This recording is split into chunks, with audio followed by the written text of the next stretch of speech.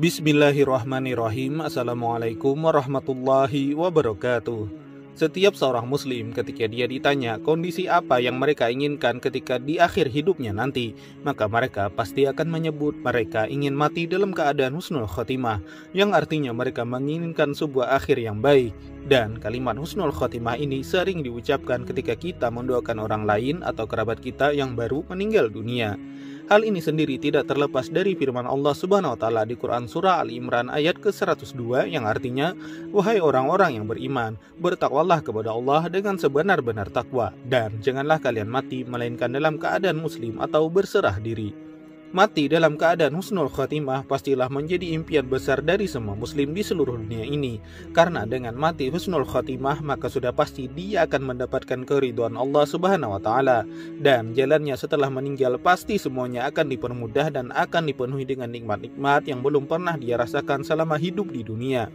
Itulah kenapa banyak dari kita semua yang merutinkan untuk berdoa mati husnul khotimah, bukan mati dalam keadaan su'ul khotimah. Yang mana Imam Al-Ghazali pernah berkata, penyebab meninggal dunia secara su'ul khotimah itu sebenarnya banyak. Tetapi beliau menyebut setidaknya ada dua penyebab utama secara garis besar orang itu bisa dikatakan meninggal dalam keadaan su'ul khotimah. Yaitu pertama, karena dia ragu dengan Allah, dan yang kedua, karena dia ingkar kepada Allah, sehingga was-was itu akan menyertainya sampai hembusan terakhir nafasnya dan dia meninggal dengan keadaan su'ul khotimah.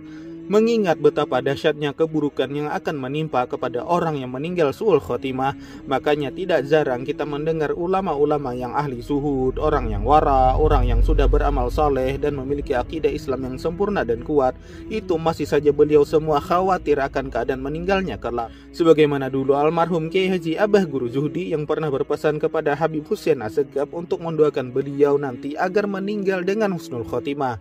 Karena kata Abah Guru Zuhdi, umur beliau ini nantinya tidak akan sampai ke 50 tahun. Dan benar saja itu terjadi. Tidak sampai umur 50 tahun, Abah Guru Zuhdi telah meninggal dunia. Nah, untuk lebih jelasnya, mari kita simak saja rekaman dari Habib Abu Bakar Mauladawillah ketika menceritakan hal ini. Bahkan khususnya daripada Guru Zuhdi, saksinya juga masih hidup. Inilah Habib Hussein Assegaf, saksi hidup. Beliau berkata kepada Habib Hussein, "Habib, doakan saya husnul khotimah. Umur saya tidak sampai 50," kata Jibril. Betul umurnya tidak sampai 50 tahun. Apa permintaan beliau? Husnul khotimah. Husnul khotimah. Padahal muridnya begitu luar biasa, masih takut mati su'ul khotimah. Yang membacakan tahlil begitu luar biasa, pengajiannya di mana-mana.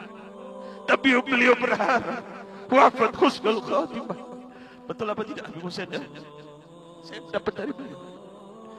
Wa kaifa nahdu? Bagaimana dengan kita? Nah, itulah tadi bagaimana khawatirnya Abah Guru Zuhdi tentang bagaimana akhir hidup beliau kelak.